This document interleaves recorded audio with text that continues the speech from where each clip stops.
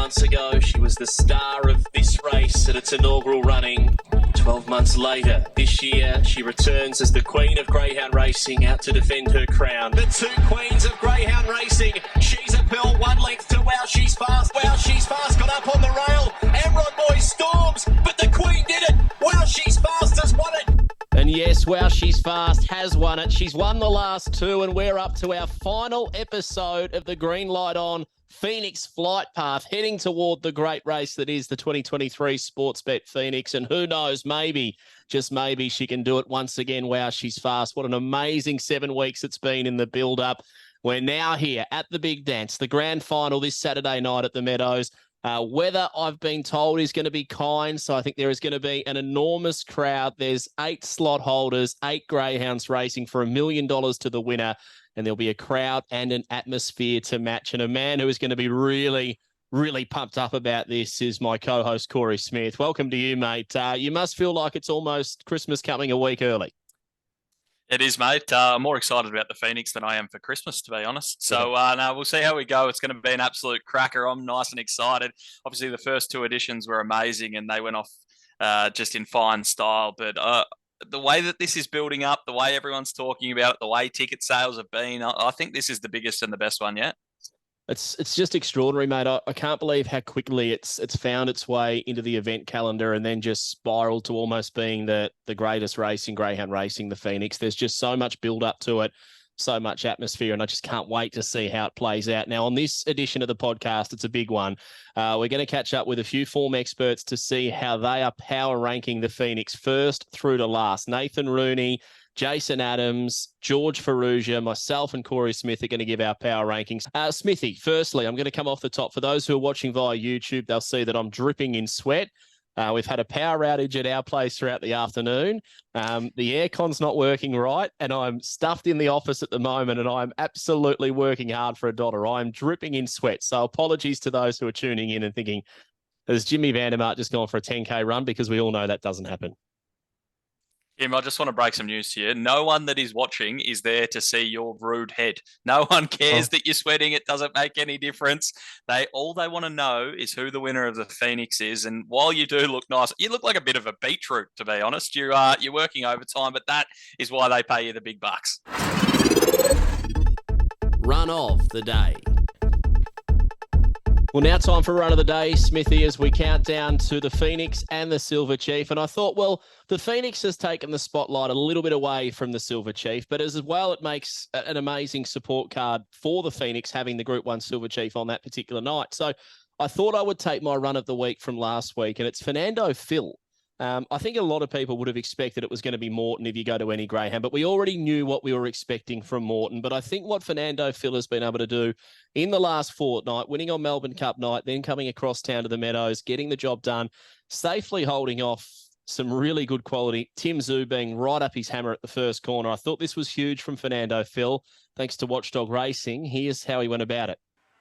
Weigh-in racing, and Tim Zhu a touch slow from the inside, out fast from box 2. Fernando Phil's going to cross and lead Tim Zhu, who drives up, gets the slipstream run about 2 lengths away up to third. Amron Tiger, he's starting to pour the pressure on, and they get away from Shimmer Stripe, and then Orly Bale, and last of all Rolling Storm down the back, and Fernando Phil going well, led by 3 Tim Zhu, who's all out chasing, then Amron Tiger to the outside. It's Fernando Phil, a good leader, 3 lengths to Amron Tiger. It is Fernando Phil clear, and he's going to smash them. A statement. Fernando Phil won it by 4. Amron Tiger, 3rd Tim Zhu, and how about Orly Bale from the back storming home 4? There it is, Smithy.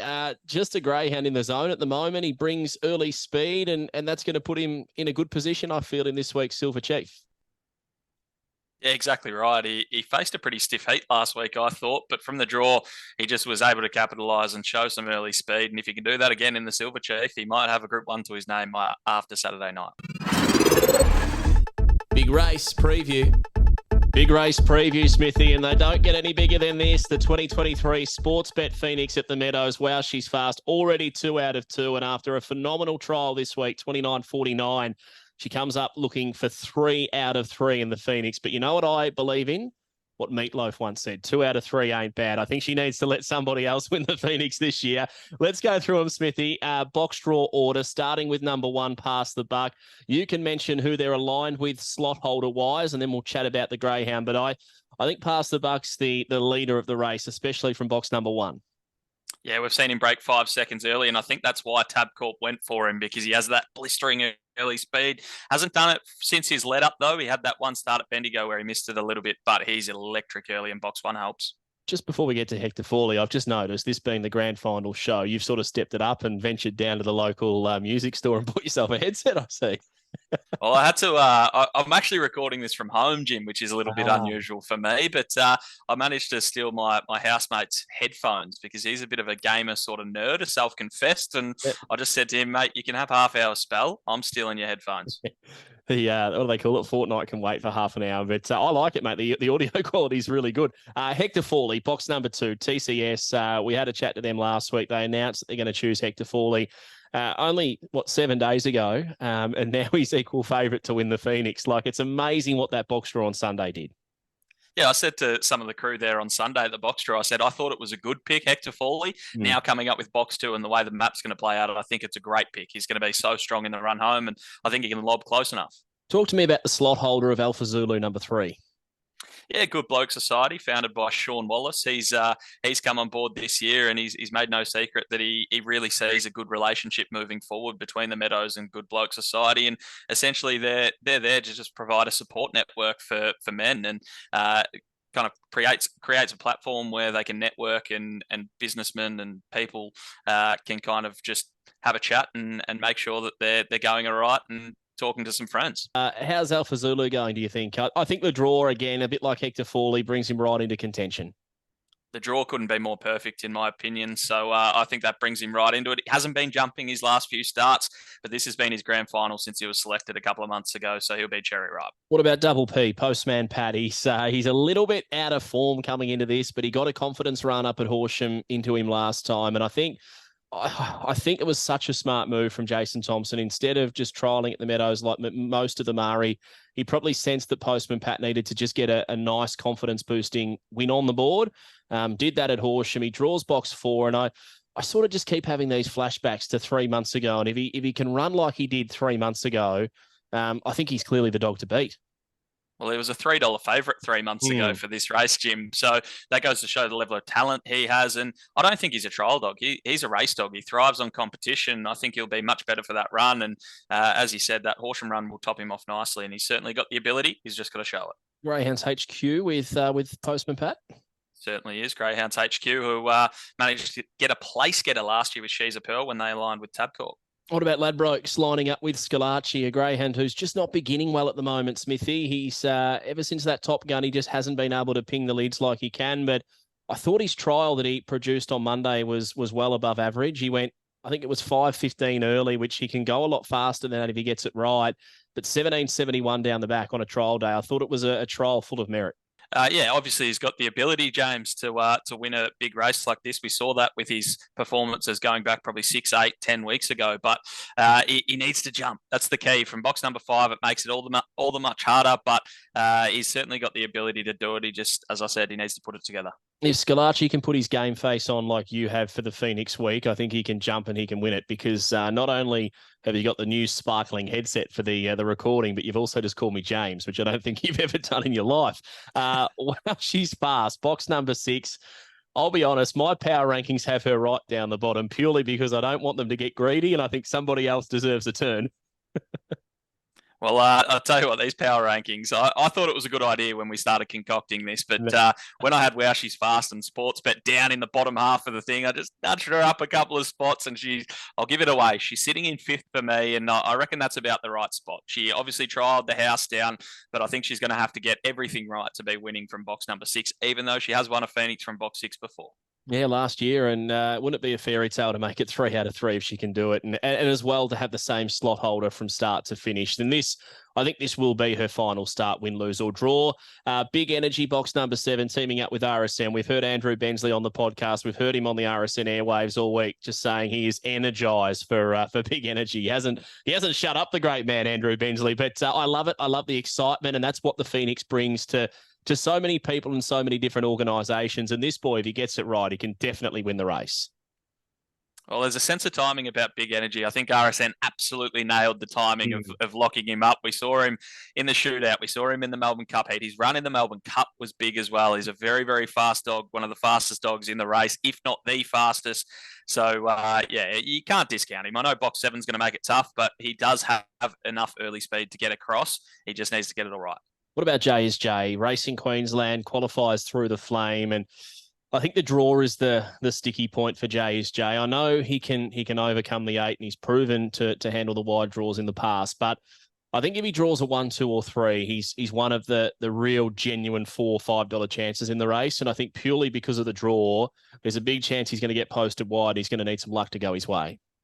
I don't mind him from box 8. Yeah. But in a race like this where there's a huge amount of pressure, it's obviously going to be more difficult to get across. So he's not electric early. He's not going to lob to the lead. If he leads, it's all over and we all look silly because we've got our speed maps completely wrong. But he's a very, very talented greyhound, as talented as any greyhound in this race. But box number 8, can he overcome it? I've got him in the first half of my field, but it's more just the level of respect that I have for him and what he's done over the last few months. Depending on where you're doing your shopping market-wise, Past the Buck, Hector Fawley and Alpha Zulu were the top line of betting ahead of Postman, Pat, Big Energy. Then Wow She's Fast, J is J, and Scalacci is the despised outsider of the race. Let's get into power rankings, seeding them 1 through to 8 in suspected finishing order. Of course, chances are you're going to lose. 1-800-858-858 or visit gamblinghelponline.org.au. But this is just us having a bit of a playmate as to how we think the Phoenix might be running 1. I'm a bit scared to do it, Smithy, so I'm going to let you kick it off, all right? I'm happy to take the new ball, Jim, and have a crack at it. I do honestly say this with the most respect in the world because there's absolutely no way I've ever gone close to owning a Phoenix dog or anything like that, and I'd be thrilled to be in the race. And I said to you before we started recording that I've changed my field so many times, and that's not an exaggeration. Like, it's completely flipped on its head 3 or 4 times. I've probably moved dogs around 10 times. So this is tough. I thought it was a better idea on paper than when I started doing it, but here we go. Let's get stuck in. I'll start from first. And I've landed with Big Energy, and I might be overthinking this, but I think he can overcome box number 7. We've seen him break 5 seconds at Sandown. We've seen him run a really nice 29.61 that was overshadowed by Wow She's fast trial. But I just think Big Energy is the form dog in this race, and I think he's going to be really hard to beat. In for second, I've got Alpha Zulu. Love the map for him. He just needs to start and avoid Past the Buck, who does like to use a little bit of the track. Hector Fawley in for third. I think he's just going to be storming all over the top of them late. I can't see a scenario where he doesn't lob closer than probably 4th or 5th. And if he does that, we know how strong he is and we know how good he is over 600. J is J in for 4th. I just have so much respect for this dog. I know he has to overcome box number 8, but I think he'll stay out wide and hopefully avoid the trouble and lob in a forward position. Wow, she's fast in for 5th. What more can we say about her? I don't think I have enough words in my vocabulary, Jim, to talk about her anymore. But Postman Pat in for 6th. He's just probably not going as well as he once was. And I think with Alpha Zulu drawn on his inside, Past the Buck drawn down there as well, he might struggle to find a forward spot early. Past the Buck in for 7. And I had him in for 3rd early on when I was doing these rankings. And now I've got him at 7th because the more I look at his replays and see how he uses the track, I just think there's going to be pressure on his outside. And without match fitness, I think it's going to be really difficult. And then I've got in for 8th, Scalacci, who if he jumps, he can win this race. It's bloody tough, Jim, but Big Energy, Alpha Zulu, Hector Fawley, J is J, Wow She's Fast, Postman Pat, Past the Buck, Scalacci is my finishing order for the Phoenix this year. Yeah, I like it, and as we say, no disrespect at all to anyone who's in the race, but we're just having a bit of a crack. It'll create some controversy, which is always good for a podcast, and hence we're doing it. We're getting a couple of different people, so we're not all going to get yelled at. But I'm going to Hector Fawley on top. I think a week ago I probably don't even have him in the Phoenix because of the fact I thought he was heading to the Sale Cup. The way things have aligned, he's now in the Phoenix. He's drawn to win the Phoenix, and I think it would be great if he does win the Phoenix. TCS as well on board. They know how to win a slot race. They won the Sandgroper with Crumble Manelli. I've gone 2 on top, Hector Fawley from 4 Postman Pat. I'm just putting a bit of faith in Team Thompson and what a kennel to put your faith in. They'll have him going as well as he possibly can be for this race. And I just sort of wind the clock back, and I feel like sometimes I'm too quick to push them in the bin, I suppose, and take something else. And I've probably done that with Big Energy on this occasion. But I've gone with Postman Pat for second, just hoping he can recapture his best.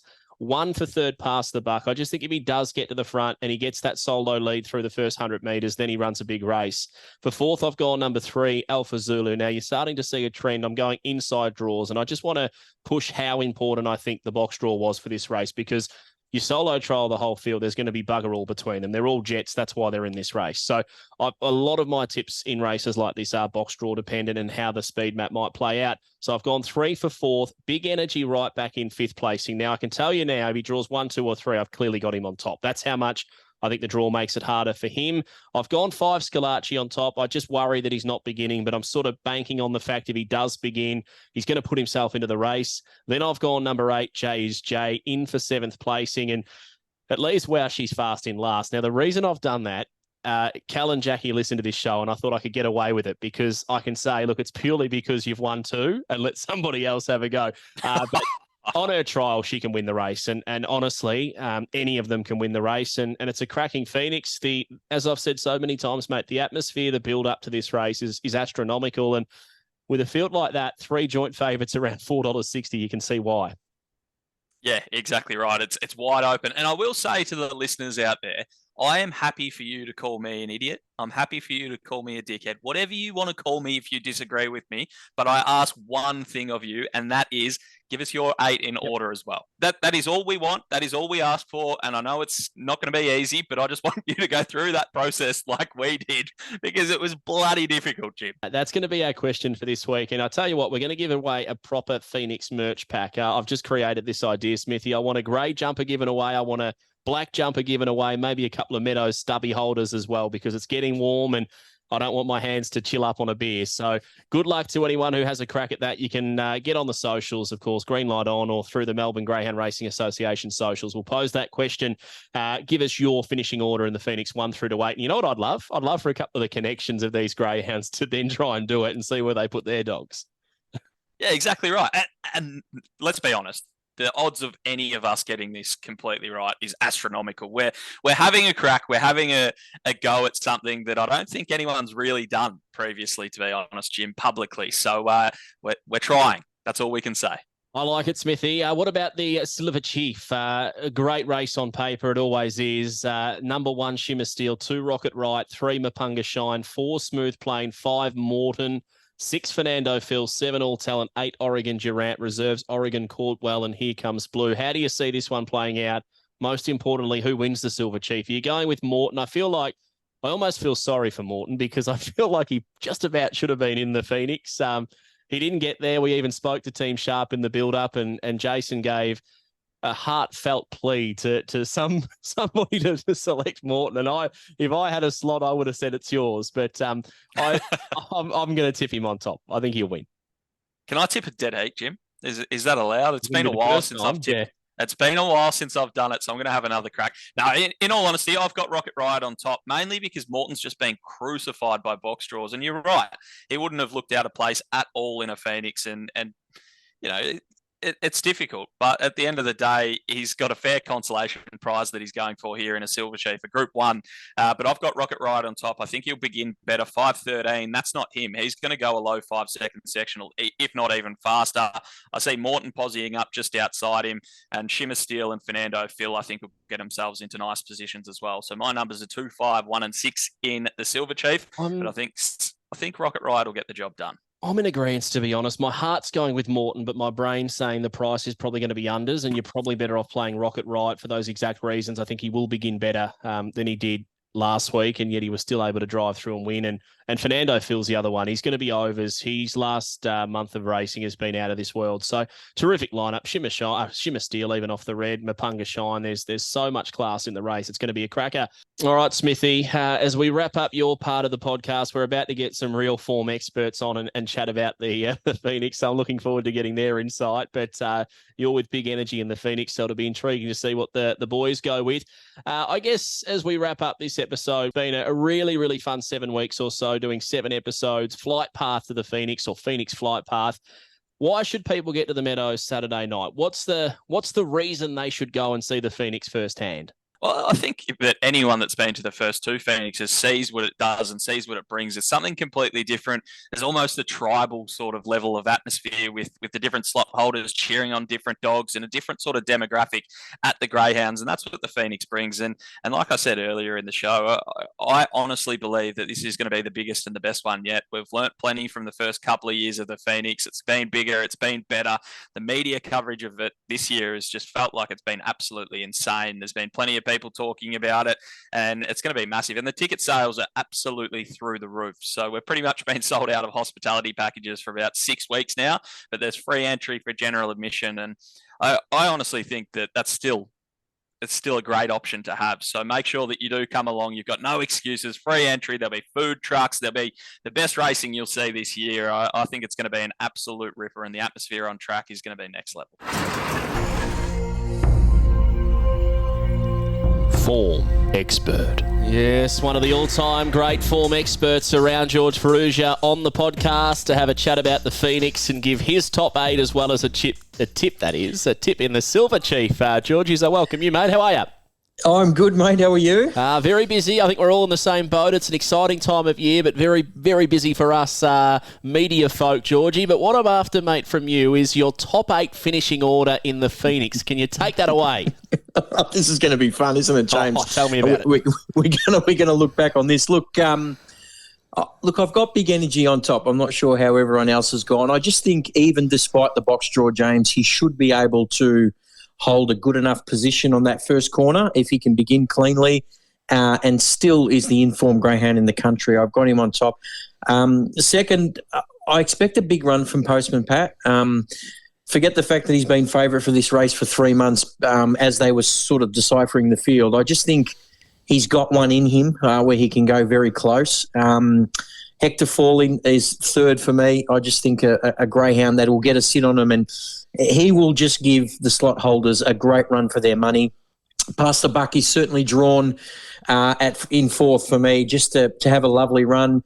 Whether he's going to be absolutely 100% race fit's probably the question mark, but a massive future. Alpha Zulu in 5. I just worry about where he and Postman Pat are going to be bustling on that first corner, especially if Postman Pat has one of those games where he actually begins cleanly. Hate to put Wow She's Fast in 6, but I just think from the draw, everything's got to go absolutely spot on. There's so much speed in this race. I worry about where she is on that first corner. Same with Scalacci. He trialled really good on Tuesday. There's no doubt about that. But 5:15 early is the worry for me, James. Just needs to get it back down to that 5-second flat mark that we've seen at Sandown. And Jay is Jay. Look, he ran second in the Top Gun. His trial was good, but just the box draw, I just see him getting camped right out wide, especially with Big Energy and Wow She's Fast out there. I just don't see a passage through where he gets into a nice enough position. Terrible to do a top 8 in terms of someone's got to finish last, but it's a really, really great race. And if Wow She's Fast wins, they will tear the roof off, James, come Saturday. They will, mate. And that's the great thing about it. That's half the reason why I said to Corey Smith when we spoke about how we're going to go about this podcast, I said we need to do more than just us two if we're going all the way down to last, because it's very, very hard to pick any of these greyhounds to possibly run last in any race. But that's the joys of power rankings, seeding 1 through to 8, and we appreciate that from you, Georgie. As we let you go, mate, a tip for the Silver Chief, the other Group 1. Are you sticking with Morton, who was on the fringe of a Phoenix berth the whole time? Yeah, look, he goes in as the best greyhound in the race. But if I'm going to have a play, I want to have a go at Fernando Phil at the $10 mark. I just think he's a greyhound that is such a really safe beginner. He keeps surprising. I hope Mapunga Shine does well for Barry Smith. But look, that's my play. Fernando Phil at some value at around the $10 mark. Love your work, Georgie. Looking forward to catching up with you on racing.com over the weekend. And thanks for your time as always. No worries, mate. Have a good night. Form expert. Let's get to form expert number 2, a member of the family on the Green Light On Racing podcast, Racing and Sport podcast. Nathan Rooney, welcome, mate. How are you? Good, James. Really excited to go through this Phoenix with you. It looks a very interesting one on paper, and the market's shaping that way. Yeah, tell me about it, mate. I almost forgot the name of the podcast that I've been on for 2.5 years, so I'm going beautifully. Hopefully you're going a bit better than I am. Talk me through the Phoenix, your top 8 seeds, your power ranking, who you think is going to win the race and who you think right down to who is going to run last. It's a pretty tough way to assess this race, but on top I've gone Big Energy, even though the wide draw is most probably a disadvantage. I think we're getting over the prices around the $5.50. I thought his Melbourne Cup effort was quite good from off the speed, and I think he's the most proven dog in this race. So I'm sticking with him. I'm just hoping he can get outside the leader here in the initial stages, and if he does, he's going to be awfully hard to beat. My power ranking number 2 is Postman Pat. I thought his horse and run was quite good. I was prepared to forgive his Melbourne Cup Carnival. He was underdone. I know Mitchie Bay is not a fan of the box draw here, but I think he's another one that could position on speed, maybe outside of past the buck. And if he does, I was taken by the way he hit the line at Horsham the other day. My third power ranking, Hector Foley. He's got the perfect draw. I just don't know how close he's going to be to him. If he can get up to, third or fourth through the catching pen, geez, he's going to be hard to beat here. He could also be shuffled back a little bit. So slight question mark him off an inside draw over the 500, but geez, his 600 form is first class. Fourth power ranking is Past the Buck. I think he's a leader. He's come up with a pole draw here. My slight query over him, though, James, is at this level. We haven't seen him for a little bit. He's only a young pup, but geez, he looks a leader. The tab's gone out and said they tried to pick the leader. They've come up with the cherry draw. He could lead all the way. It wouldn't be a surprise to me. Number 5 on the power rankings is J is J. Geez, I was in this dog's corner the whole way through. I couldn't believe he wasn't picked up prior to going home and winning the Queensland Flame. But I think the box 8's a bit sticky for him. He's going to come from off the speed. He's just going to rely on a lot of luck to get into a striking position late. Number 6 is Alpha Zulu. Now, I haven't seen this dog around recently. I don't know where it's at. He's in the masterful care of Jason Thompson, so he must be respected, and he's got a near rails draw, so that's certainly a tick in the right direction for him. I just haven't seen him recently, and his Melbourne Cup campaign was only fair. 7th on the power ranking, and it hurts me to say this, but that's why she's fast. There couldn't be a better fairy tale, her going out and winning 3 Phoenixes on the trot. Just the wide draw here is a bit sticky, and even though her trial was fantastic on Monday at the Meadows, or Thursday, I should say, I just don't know where she's going to get to at the draw. She's no spring chicken now, and she'll need to be at her very best to overcome box 6 tonight. Last is number 5, Scalacci. He's just a young pup. He was going very good a couple of months ago. Hasn't had the best of luck since stepping up into, against the big boys. He's got a middle pin draw to overcome. His trial on Monday was really, really good for him, 17.71 up the back. He's got him in good shape, Tauji, but off a middle pin draw, you'd have to really run a good 5-0s and try to get on speed and hope for a bit of a jam up. So I can't see that happening on my speed map, so he goes in last. But, geez, it's a hard race to sort out, and you could flip their numbers upside down and they could run that way. But, I've settled on Big Energy. I'm energised for RSN, and I'm hoping that he can take care of business. Hey, mate, Benz has got a hold of you, hasn't he? Now that you work at RSN, that whole energised at RSN, they're up and about. But it is exciting. It is really good for RSN to have a genuine chance. And with any luck, Big Energy is going to be mighty hard to beat. And so far on this podcast, the 2 form experts both tipping Big Energy. So there's a bit of backing there. As I let you go, mate, Silver Chief is the Group 1 over the 525 on Phoenix night. Cracking field. Who wins it? I'm not sure. I haven't really broke down that race. Morton's obviously the clear standout, but I think he's got a sticky draw with Fernando Phil outside of him, showing pace and wanting to get down. So I'm not 100% sure at this stage, James. I think Morton's clearly the best dog, and he's most probably unlucky not to have a spot in the Phoenix the way he's going, but certainly hasn't done any favours with Fernando Phil drawn on his outside. He's a speed dog, Fernando Phil, that'll want to cut down to the rails pretty hard, and if Morton's not on his best box manners, he might get tightened up off that middle pin draw, and then I think it's a pretty open race if he doesn't get a clear getaway and get a clean run into the first corner. So another very exciting Group 1. It's really taking a second string there, but certainly a very good feature event to back up the Phoenix on Saturday night. Good on you, Roon Dog. Thanks, mate. Thank you, James. Form expert. Well, I think they go with last but not least, Patch Adams, who was a key founder, I guess you could say, of this particular podcast. He used to dominate on it week in, week out. I'm sure the punters would be happy to see and hear your voice, Jace. How are you, brother? Well, thanks, Jimmy, and probably last in order of preference, I'd say, in most cases. But great to be back on, mates, and what's a big week leading up to the Phoenix. We know it's one of the best occasions our sport has to offer, so can't wait for it. Yeah, the atmosphere, the build-up has been huge, and it's felt like it's gone on for a while, but rightfully so. Really looking forward to Saturday night. Hey, I thought we'd get a couple of form experts on to do their power rankings for the Phoenix. We've had George Farrugia, we've had Nathan Rooney, and now it's time for you to put your head under the bus, I guess you could say, and tip the finishing order of the Phoenix. Who are you rating first? Who are you rating last? Yeah, we'll jump in the deep end. I mean, we're splitting hairs with a lot of these greyhounds, as we know. So, look, from the top down, we're going to kick off with Big Energy. I just thought with the lack of box speed from Wow She's Fast in 6, lack of box speed from JSJ in 8, there's going to be room for him to do his thing. So I'll be tipping him on top. Outside of that, Hector Fawley, runner-up. Now, if he goes well in the race, it means it's going to be an absolute spectacle. And talking about preparation, we're recording on a Tuesday evening. He's just gone around at Geelong in over a 400-metre trial. He's gone 22.06, which is absolutely outrageous for one like him. So he's prepared to admit it and ready to rock. So he's second. Alpha Zulu's third. Just thought he's a chance to bounce back to some form if he's to take advantage of Hector Fawley beginning. Well, he might begin okay, but he's not going to show that acceleration like Alpha Zulu can. So he's for third. Jay is Jay for fourth. Just love that run in the Top Gun from a bad draw, so he'll be charging, no two ways about that. Postman Pat, who we don't know a lot about, given he hasn't had a lot of exposure over the past couple of months, but, I mean, you just cannot doubt Team Thompson at all going into these big ones. Down to 6, we go with Scalacci. I'm just nervous about the way he's beginning at the moment. We know Talgi said that he hit his head on the boxes in the Top Gun, and since then he was average to begin in a prelude to the Melbourne Cup and then also in a heat of the Melbourne Cup. So he's got to turn that around.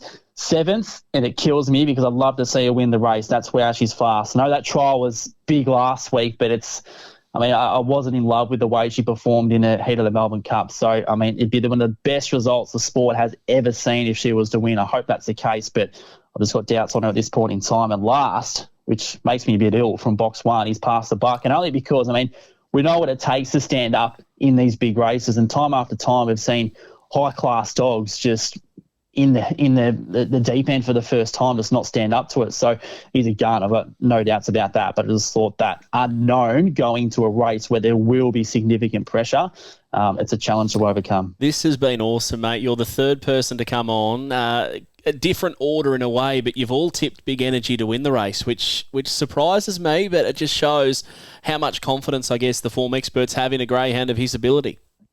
Yeah, and I mean, there's a lot of others in this field that are sort of not hitting the race at the wrong time, but they're not exactly redlining going into it, where for Big Energy, I mean, he's got the hottest form going in, probably along with Hector Fawley, although he hasn't won in his past couple of runs, he's been awesome and obviously drawn well. So, yeah, I think that, I mean, recent form's good form, as we know, and the way he looks to be stepping and the circumstances around him, he looks like I have opportunity. Well, mate, I've had to hit this stinger midway through our chat. Here it is. Inside info. Is the inside info stinger, Jace, because you've delivered some massive news on Hector Fawley, and I think the punters will be grateful. At least I will be. I'll be rushing to have a little responsible wager on Hector. I've been pretty keen on him all week, but that's who I'm leaning to. I love the way you described the top 8 finishing order. What about the Silver Chief, the other big race on Saturday night, the other of the features? It's a Group 1, so the Phoenix not a Group 1, it's a slot race. The Silver Chief is the Group 1. Who wins it? Well, it's hard to take on Morton given how good he's been consistently, but one greyhound who I've been really impressed by since his Melbourne Cup prelude win is Rocket Ride, who comes up with the inside draw. And I thought he'd go much quicker than what he did in his heat on Saturday night. So hopefully he's still got that up his sleeve in what was his first crack at the Meadows last Saturday. So top race this, as we know, every single year, but I thought that blinding speed that he showed in that Cup prelude hopefully he can replicate that in the big one Saturday. Thanks a lot, Jace. We appreciate your time on the podcast as always, mate. But just as I let you go, a lot of people have been saying they're loving the racing.com coverage of the Dream Chasers Festival as it rolls into its final day. And what a lot of people don't realise is a key pillar of that production is you working behind the scenes. Normally we see you in front of the camera, but you've taken on a bit of a different role, mate, and you've absolutely nailed it. Can you describe to the audience what your role is now? Because we're so used to seeing you in front of the camera. This time you're the other end, mate, cleaning us up to make us look good. Yeah, indeed, and for a couple of different reasons, not on air this time around, but loved putting together the production side of things for the .com coverage, along with Darcy and Connor at SEN, who have been absolutely superb. And of course, I mean, we can do what we want in putting together the show how we want it to present, but it's not possible without some first-class presenters, being yourself, Georgie Farrugia, Gareth Hall, and Mitch Abaya, mate. So, the feedbacks keep being great, and hopefully we can finish with the grand final this week with a bang. Stop pumping each other's tyres up. I think we should stop now. Yeah, none of that. See you, Jace. Have a good one, mate. Thanks, mate. Inside Info. This is one of the most important inside info segments I think we've had on the podcast, counting down to the 2023 third edition of the Sportsbet Phoenix. And we're looking again to another dimension, another side of the fence. And this time it's Darren Puleio, who is the owner of Pass the Buck, joining us on the podcast. Not for the first time. He's been there, he's done that, and he loved it that much he wanted to come back on. How are you, Daz? Yeah, good, thanks, James. Hey, I think that's a bit of a lie. I'm not too sure if you're that keen to come back on, mate. But I'm happy. No, I think I was sucked in this time around from Anthony, I think. Yeah, fair call. I think Ant's out on the drinks, so as long as he gets everything right by the weekend with Pass the Buck, we're not going to worry too much, mate. But we'll start off the chat, I suppose, by just saying condolences to you and the family this week after the passing of Nikki Fields, who has just been such an amazing dog for you and your family and such an amazing producer as well. And I'd imagine, mate, she would have been a beautiful pet as well. Yeah, she was an absolute beauty, and since she retired from the breeding barn, she's just been the queen of the kennels and had the roam of the place pretty much. We did bring her inside for a bit, but she just didn't want to be. She didn't want to be an inside dog. She loved the kennel life, and she just roamed around when she wanted and how she wanted to do it. And, just enjoyed being amongst it, really. I think I wandered across a post on, it may well have been the Sandown vet page, and it just listed some of the champions she'd produced over the years, and obviously the stars that you've raced in the last probably 5 to 10 years, and as well, she's the grandmother of Postman Pat. Yeah, correct. Yeah, no, she is. Son of Hooked on Scotch, and of course Hooked on Scotch is one of her sons, so... Yeah, no, she's certainly got a legacy or thrown a legacy for us and a lot of people, I suppose, around Australia now. What she's done for us has changed our life as far as racing goes. And, we owe everything to her, really. Are you proud when you watch a dog like Postman Pat? Like this week you go to the Phoenix and your opposition, but are you proud knowing that without Nikki Fields, without what you've done in greyhound racing, there'd be no Postman Pat? Yeah, 100%. Look, back in the day when we retired Hooked on Scotch, had a good friend of ours, Ray Adcock, over in New Zealand, who rang me and he wanted to get some straws of Hooked on Scotch, and it was early days, and we had a demand here in Australia, and it was only just because of the respect I had for old Ray that I decided to part with some straws and send them over to him, and believe it or not, that was the first straw that produced Postman Pat. Wow, there you go. Was from that, and just to see any of his dogs go around or any dogs from our line, it's just a great thrill. And obviously he's part of the Bartolo line as well, and I'm sure that Ray and his family would just be equally as impressed from their side as what we are from ours. 100%. Let's turn our attention to Pass the Buck, who again is by On the Runway, who's a daughter of Nikki Fields. Lines up with box number 1 in the Phoenix on Saturday night. Talk me through the process as an owner. What's it like when the slot holders are showing interest in your greyhound? Look, early days they were talking to Anthony, and Anthony did most of the dealings with it until... he sort of said, look, can I get involved and have a chat with him as well, which, we did. And it was sort of come round, I suppose, the prize money side and what the split was and the final negotiations and whether we felt the dog was up to it. Had a little bit to do with it from that point of view, but Anthony had done most of the dealings with Tabcorp. They've been an absolute pleasure to deal with.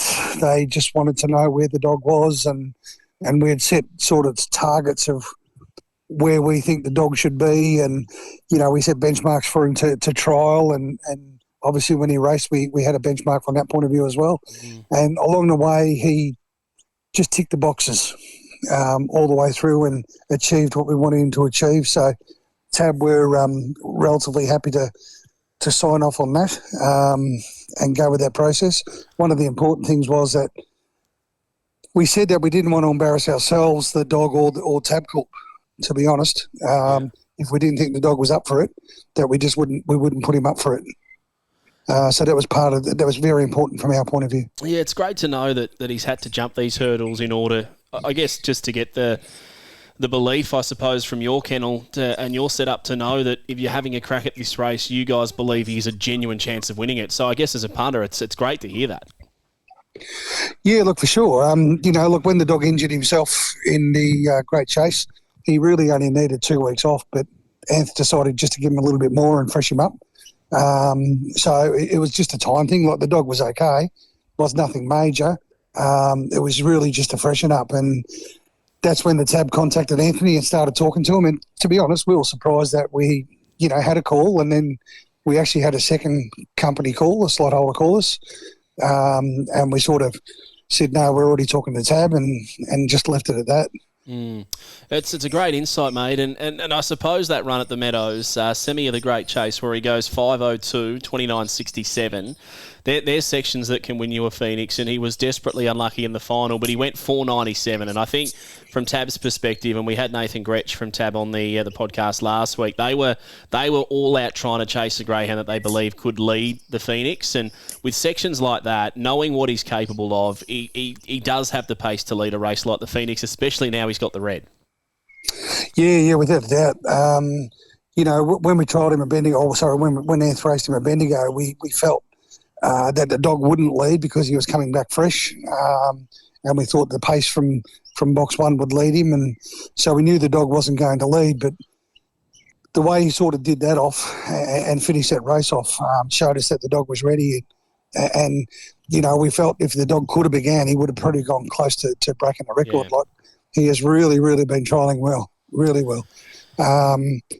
So, the early pace part of it is important, and the dog is back on track now with his pace after that first race back. And, he should be, hopefully, he should be leading. We haven't seen a lot of him racing. You say he's trialling well. Are you confident that he has got that 4.97 in his armour, that he can replicate that on Phoenix night? Yeah, look, I really do. We sort of think he'll definitely go low fives. How low, we don't quite know. Obviously, and there's a lot more into it, as you would know. It's a big race night. There's going to be thousands of people there. He's not used to noise. He's not used to the cameras. He's not used to all the fanfare. So as a young dog, it's a lot for him to take up. So it's going to have a big bearing on what happens to him and how he handles that, where a lot of these older dogs have had a bit of that in their group racing preparation and the like. So he's sort of up against it from that point of view. But, we feel like he'll settle pretty good, and, hopefully he'll take it up to him. You make a great point. There's a greyhound in there who's had plenty of Phoenix experience. Well, she's fast. She's won the first two. Do you pinch yourself knowing that you're lining up as a genuine chance to beat a greyhound like Wow She's Fast, who's been able to do what she's done throughout her career? I honestly think it's a great honour just to be in the same race with her, to be honest. She's a true champion, and some of all these other dogs, Hector Frawley and Jay's Jay and Postman Pat and, Alpha Zulu, and look, they're all good dogs in their own right. It's a cracking field, and they've all deserved their spot. Controversially, I suppose, people say that we shouldn't be there or whatever.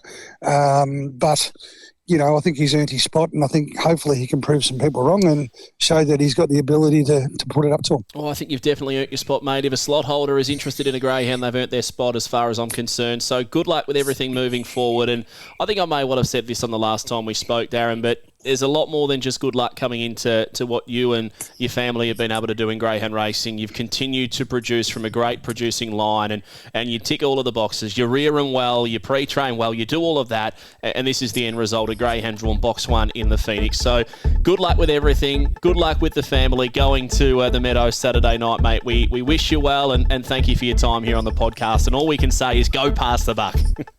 Good on you, James. Thanks very much. What are you really gambling with? For free and confidential support, call 1-800-858-858 or visit gamblinghelponline.org.au.